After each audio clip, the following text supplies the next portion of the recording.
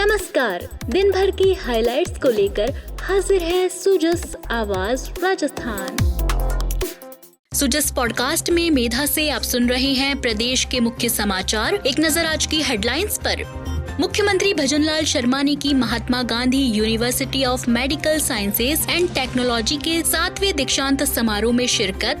कहा, कुल राज्य बजट का 8.26% चिकित्सा क्षेत्र को समर्पित।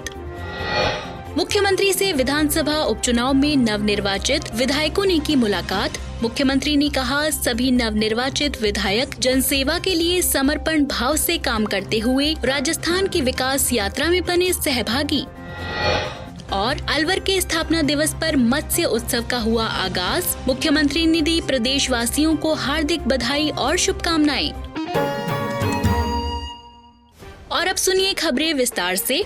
मुख्यमंत्री भजनलाल शर्मा ने आज जयपुर के सीतापुरा स्थित Mahatma Gandhi university of medical sciences and technology के 7वें दीक्षांत समारोह में शिरकत की। इस अवसर पर उप मुख्यमंत्री डॉक्टर प्रेमचंद बैरवा और चिकित्सा और स्वास्थ्य मंत्री गजेंद्र सिंह खीवसर भी मौजूद रहे। कार्यक्रम को संबोधित करते हुए मुख्यमंत्री ने कहा कि कुल राज्य बजट का 8.26% चिकित्सा क्षेत्र को समर्पित किया गया है। इसी के साथ प्रदेश में मेडिकल टूरिज्म के विस्तार को लेकर भी राज्य सरकार कटिबद्ध है। महात्मा गांधी अस्पताल चिकित्सा, शिक्षा और मानव सेवा के लिए उत्कृष्ट कार्य कर रहा है। आज के इस दीक्षांत समारोह के अवसर पर अपनी शिक्षा पूरी कर समाज की सेवा का बीड़ा उठाने वाले आप सभी विद्यार्थियों को भावी जीवन के लिए शुभकामनाएं भी देता हूं।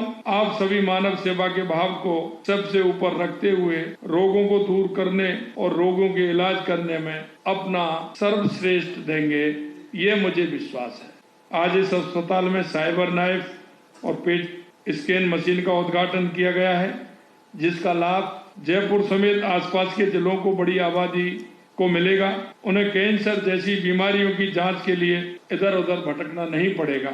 इस नवस्थापित हेमाटोलॉजी टावर में रक्त संबंधी रोगों की मरीजों के लिए स्थापित सुविधाओं से रोगों के निदान और इलाज में भी सहायता मिलेगी। और ये सहायता हमारे जैसा कि हमारी सरकार स्वास्थ्य राजस्थान के लिए संकल्पित है, क्योंकि हमने जो बजट के आधार पर इस बार बजट में हमने 27,660 करोड़ रुपए यानी पूरे बजट का 8.26% हिस्सा केवल चिकित्सा एवं स्वास्थ्य के लिए रखा है। इससे पता चलता है कि हमारे लिए प्रदेशवासियों की सेहत कितनी महत्वपूर्ण है। मुख्यमंत्री भजनलाल शर्मा ने अपने संबोधन में आगामी 9, 10 और 11 दिसंबर को राजधानी जयपुर में होने वाले rising Rajasthan global investment summit को लेकर भी चर्चा की। मुख्यमंत्री ने कहा कि चिकित्सा के क्षेत्र में 57,000 करोड़ रुपए से अधिक के 300 निवेश प्रस्तावों पर सहमति बन चुकी है। इससे करीब 6 लाख लोगों को प्रत्यक्ष और अप्रत्यक्ष रूप से रोजगार के अवसर मिलेंगे। मुख्यमंत्री ने कहा कि इस त्रिदिवसीय मेगा समिट का उद्देश्य देश विदेश की छोटी बड़ी कंपनियों, अंतर्राष्ट्रीय संस्थाओं और निवेशकों को राज्य में आकर काम करने के लिए आमंत्रित करना, प्रदेश में विभिन्न तरह के उद्योग धंधे लगाने में मदद करना और अन्य सुविधाएं मुहैया कराना है। इस ग्लोबल समिट के दौरान कृषि, चिकित्सा, स्वास्थ्य, अक्षय ऊर्जा, शिक्षा और कौशल, ऑटो और ईवी, इंफ्रास्ट्रक्चर, केमिकल और पेट्रोकेमिकल,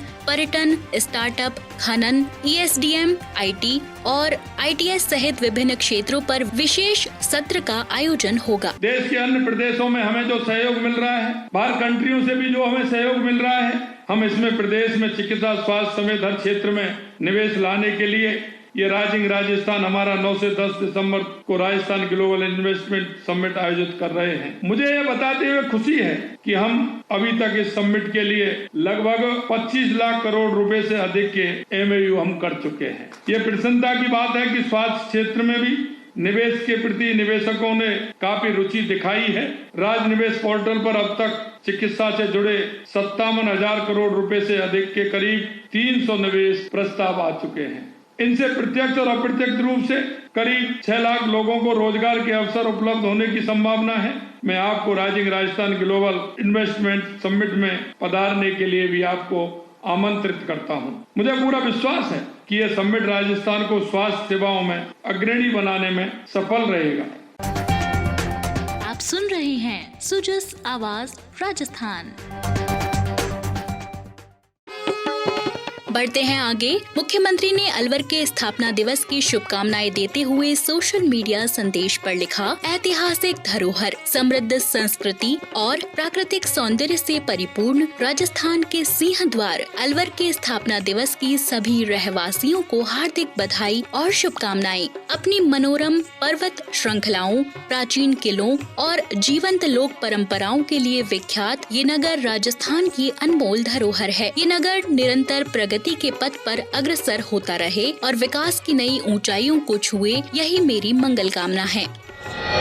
इसी के साथ आज मत्स्य उत्सव का भी आगाज शहर के हृदय में बसे प्रसिद्ध जगन्नाथ मंदिर में महा आरती के साथ हुआ। जिले भर के सभी पर्यटक स्थलों पर मनाए जा रहे मत्स्य उत्सव के दौरान भानगढ़ में आज महल चौक में सांस्कृतिक कार्यक्रमों का आयोजन किया गया। राजस्थान कल्चर के गेर नृत्य, सहरिया नृत्य, कच्छी घोड़ी नृत्य आदि में कलाकारों ने प्रस्तुतियां दी। देशी विदेशी पर्यटकों के साथ स्थानीय कलाकारों ने भी अपनी प्रस्तुतियों से मन मोह लिया।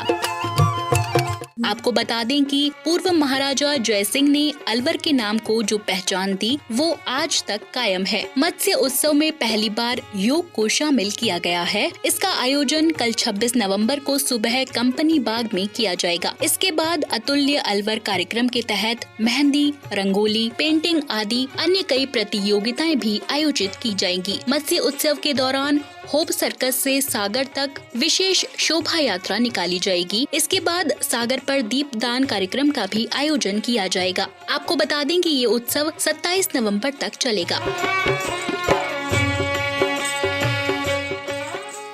हमारा संविधान सर्वोच्च मानवीय मूल्यों, उत्कृष्ट लोकतांत्रिक आदर्शों, कर्तव्यों और अधिकारों की पावन अभिव्यक्ति है। नागरिकों में संवैधानिक मूल्यों को बढ़ावा देने के लिए संविधान दिवस हर साल 26 नवंबर को मनाया जाता है। ये आयोजन राष्ट्र का मार्गदर्शन करने वाले लोकतांत्रिक सिद्धांतों की याद दिलाता है। संविधान दिवस के अवसर पर राज्य भर में मौलिक अधिकारों, मौलिक कर्तव्यों और संवैधानिक विषयों की जानकारी देने के उद्देश्य से विभिन्न समारोह और गतिविधियां आयोजित की जाएंगी। सभी जिलों में स्कूलों और कॉलेजों के साथ सरकारी कार्यालयों में संविधान प्रदर्शनी, भाषण, निबंध लेखन और क्विज प्रतियोगिताओं के साथ नाट्य कार्यक्रम आयोजित किए जाएंगे।